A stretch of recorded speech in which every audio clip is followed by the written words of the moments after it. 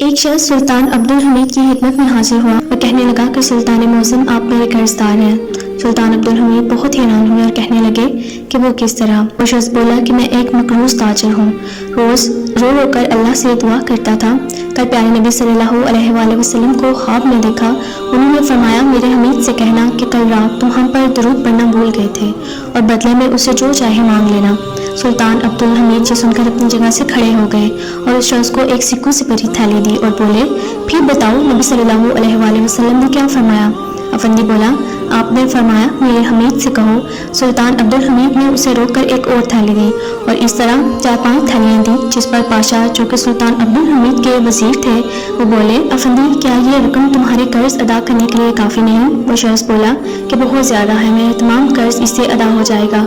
उसके जाने के बाद सुल्तान ने पाशा से कहा कि कल हम वाकई काम की ज्यादती की वजह से दुरूद पढ़ना भूल गए थे।